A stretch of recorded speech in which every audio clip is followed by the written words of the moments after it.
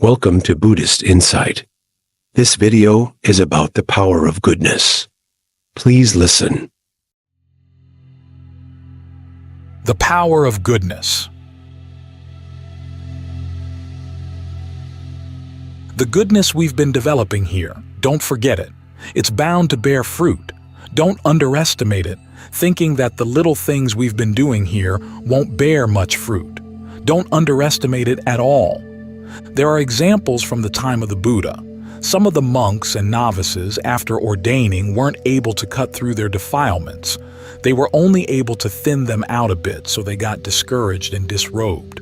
After disrobing, they had to find a livelihood, sometimes in ways that were honest, sometimes in ways that were not. Those who got involved in dishonest ways were caught by the civil authorities and imprisoned. One example was a student of Sariputta. He ordained to develop his goodness, but when he didn't get the results he had hoped for, he disrobed and became a thief. After a while, he was caught and sentenced to death. Before he was to be executed, the civil authorities decided to torture him for 7 days as an example to the general public so as to discourage other people from breaking the law.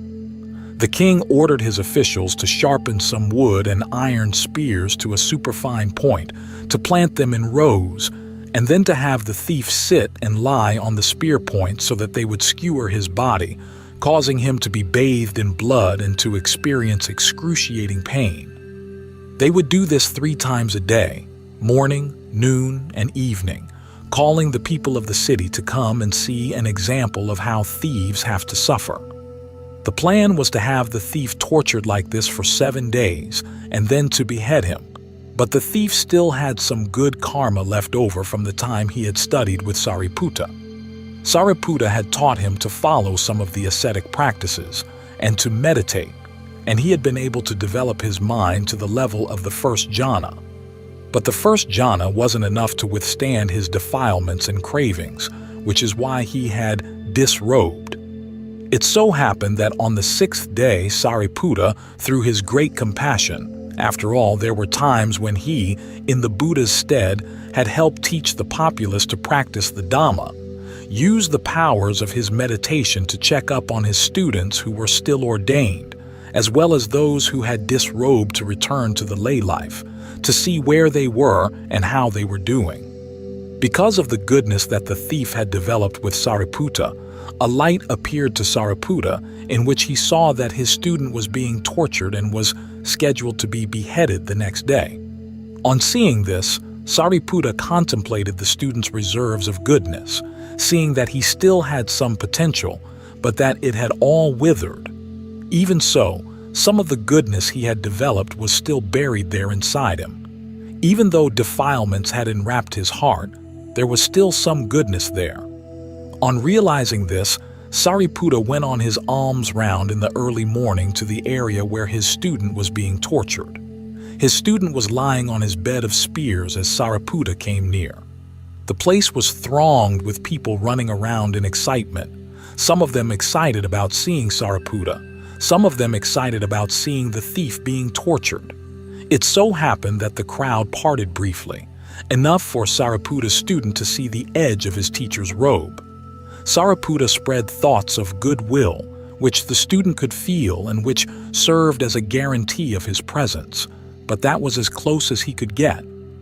On seeing Sariputta, the student felt overjoyed, thinking, "Tomorrow I'm going to have to take my leave of my teacher. I'm going to be executed." At the thought of bowing down to his teacher, he remembered Sariputta's meditation instructions, and so he started to practice jhana, stilling his mind in concentration. When his mind grew still, he reflected on death, thinking, "Tomorrow, they're going to get me for sure. There's no doubt about that." So he reflected further. Where is death? Where does death happen? And he came to the realization that death lies at the end of your nose. If the breath stops, that's it. But as long as you're still breathing, then even if you're being brutally tortured, you're not dead. So he started to practice mindfulness of breathing. As soon as he got focused on the breath grew absolutely still, and his blood stopped flowing from his wounds. When the blood stopped flowing, his wounds closed up and healed. When his wounds were healed, he felt a sense of rapture and joy over how much his meditation had been able to overcome the pain. So he surveyed the parts of his body: hair of the head, hair of the body, nails, teeth, skin, back and forth, over and over again, until all the severed parts of his body connected back up again. When the parts of his body gained strength like this, he was able to sit up in full lotus on the tips of the spears and to enter into jhana, the first jhana, the second, the third, and the fourth. On entering into the fourth jhana, his body became as light as a tuft of cotton and stronger than the wood and iron spears. The tips of the spears couldn't penetrate his body anymore. Finally, his mind entered fixed penetration and he made a vow: if I escape with my life, I'm going back to live with my teacher. He focused his mind in the fourth jhana with its two factors.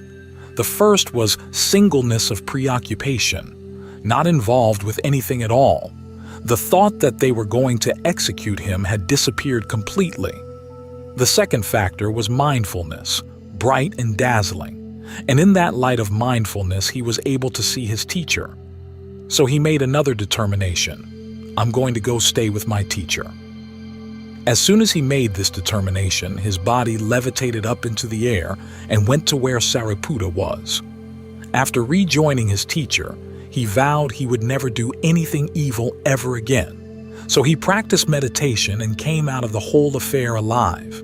He didn't become an arahant or anything, but he did come out alive.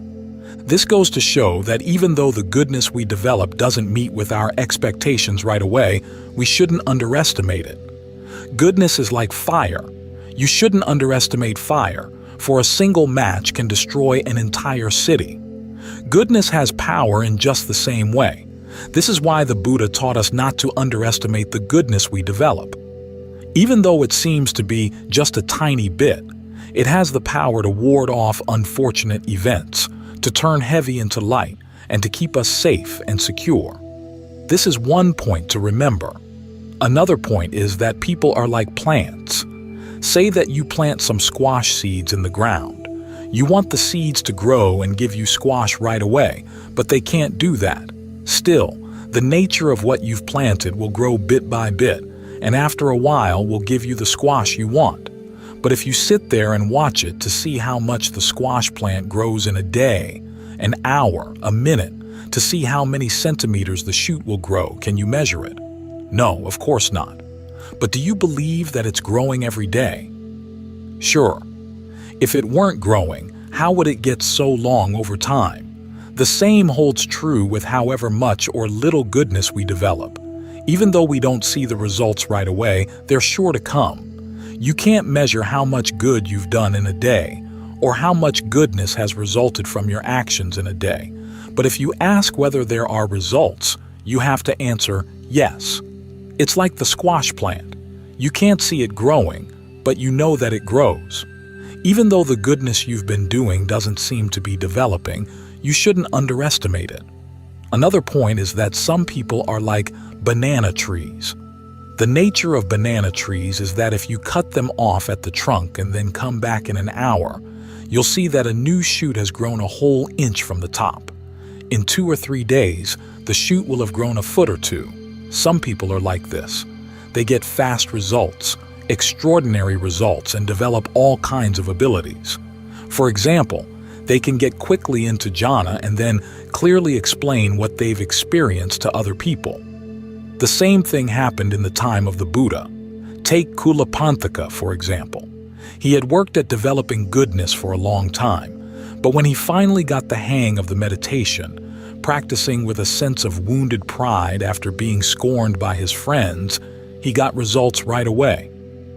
The story is this. Once, when he was staying with a group of 500 monks headed by the Buddha, a moneylender invited the whole group for a meal at his home. Kulapantaka's older brother, Mahapantaka, was the meal distributor. Whoever came with an invitation, it was Mahapantaka's duty to inform the other monks. Now, Mahapanthaka was ashamed of his younger brother for being so lazy and torpid in his meditation, nodding off all the time. So, thinking that Kulapanthaka didn't deserve to eat food in anyone's home, Mahapanthaka decided not to include him in the invitation. He invited only the remaining 499 monks, headed by the Buddha, to go to the moneylender's meal. When the group arrived at the moneylender's home and all the monks were served, one tray of food was left over. So the moneylender asked Mahapanthaka why the monks didn't number the full 500 he had asked for. Mahapanthaka informed him that Kulapanthaka hadn't been included in the invitation. The moneylender then went to the Buddha. The Buddha, knowing that Kulapanthaka was meditating back at the monastery, told the moneylender that Kulapanthaka was an important monk. The moneylender would have to send one of his servants to invite him to the meal. But because the Buddha wanted the moneylender to see the powers Kulapanthaka had developed, he didn't explain how to go about making the invitation. He let the moneylender's servant go to see for himself. Only then would he explain. As for Kulapanthaka, his pride had been so wounded that he decided to go without food and to sit in meditation that day. It so happened that he entered the fourth jhana. Never since the day of his birth had his meditation progressed so far. On reaching the fourth jhana, he entered the fifth, making his mind clear, bright and blooming, and giving rise to supernormal strengths both in body and mind. It was at that point that the moneylender's servant arrived at the monastery. Kulapanthaka saw him and made a mental determination, causing monks, all of them images of himself, to fill the monastery. Some were sitting in meditation, some were doing walking meditation, some were washing their robes. The servant went to ask one of the monks where Kulapanthaka was, and the monk pointed to another part of the monastery. He went to that part of the monastery and asked one of the monks there, who pointed to still another part of the monastery. This kept up until the time for the meal was almost over, and yet the servant couldn't locate Kulapanthaka at all. So he ran back to the moneylender's house. The Buddha at this point knew that Kulapanthaka had perfected his psychic powers, and from now on wouldn't be scorned by his friends. So he told the servant to go back and make the invitation again, but this time he told him how to do it. How was that? When the servant asked one of the monks where Kulapanthaka was, then, as soon as the monk was about to open his mouth, the servant should grab him by the arm before he had a chance to speak. So the servant did as he was told. He went back to the monastery, which was still filled with monks, and asked one of the monks where Kulapanthaka was. As the monk started to point to another part of the monastery, the servant grabbed hold of his arm. The instant he grabbed the monk by the arm, all the other monks in the monastery disappeared, leaving only the monk he was holding. So he invited that monk to the meal at the moneylender's home. From that point on, Kulapanthaka became one of the prominent monks of the Sangha, with all sorts of extraordinary psychic abilities. He was able to stand in the sun without getting hot, to walk in the rain without getting wet, to travel great distances in no time at all. He could make himself appear in many places at once, in forests, cemeteries, and other places as well. He developed all kinds of powers. As a result, he was able to get over his wounded pride from being scorned by his friends, and instead became one of the more extraordinary of the Buddha's prominent disciples. This is the power of goodness. Some people gain extraordinary powers and wide-ranging abilities, mature in their concentration, mature in their insight, able to reach nibbana in this very life. All of this comes from the goodness, the perfections they've developed. So we should take pride in the goodness we've been developing too. There's another story about an old woman who went to a monastery one day and saw that the walking meditation paths were dirty. She swept the paths clear of the dirt and rubbish so that the monks could walk conveniently on the paths. She did it only this once, but she did it with an attitude of love, an attitude of conviction, an attitude of respect, and a pure state of mind. The dirt and rubbish had made her feel dispirited, so she swept it all away and set out water for washing the feet. As a result, her mind felt clean and refreshed. Soon after she returned home, she had a heart attack. After she died, she was reborn as a diva with a large following, a palace, divine food, and all kinds of abundant wealth. Living in her palace, she began to remember her previous life and thought to herself, "If I had done lots of merit, I'd be even richer than I am now. It'd be good to go back and do good things for just a little bit longer so that I could get even more abundant results than what I have now. Before, I had no idea that goodness would give results like this." So she left heaven and came down to earth, prowling around in search of monks in the forest and wilderness. She came across one monk who was about to enter concentration, so she stood there staring at him, looking for a way to be of service. But when he saw her, he chased her away. What kind of diva is this, trying to horn in on human beings' merit? Before, you underestimated merit, but now that you've received good results, you want even more. How greedy can you get? Go away. I won't let you do anything. Let human beings have a chance to do good. There are lots of people who don't have any of the good things you do. Don't come horning in on their chance for goodness. Chagrined, the diva fled back up to heaven and had to content herself with the results she already had. She had wanted to make more merit, but they wouldn't let her. Why was that? We human beings tend to underestimate little acts of merit, but after you die, it's hard for you to make any more merit at all. How is it hard? Your body is no longer like a human body. You can't talk with human beings at all. You can't even put food in monks' bowls. The best you can do is simply stand around rejoicing in the merit of others. Only human beings with good eyes can see you. Those without that kind of eye won't detect you at all. If you encounter those with the right mental powers, they can teach you to some extent.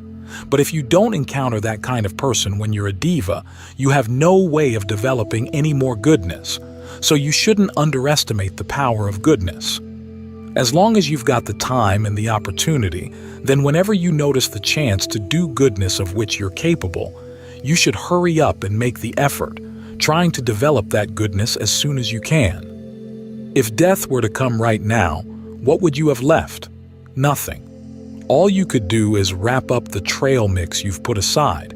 In other words, the goodness you've done in the past. When you remember it, that goodness will nourish your spirit, helping you reach one of the good destinations in the heavenly worlds. If you've developed your mind in strong concentration, you'll be able to gain release from the range of worldliness and take your heart to the transcendent. So those of us who haven't yet developed the goodness we've hoped for, don't underestimate what you've got. Regard what you've done as your wealth. This wealth of yours is what will prevent your life from falling into low places. As long as you stay in this world, you can depend on the good you've done to determine the course of your life. If you leave this world, your goodness will follow you like a shadow at all times. Here I've been talking about the goodness we've joined our hearts together in developing here. Take the advice I've given and remember it as part of your recollection of the Dhamma.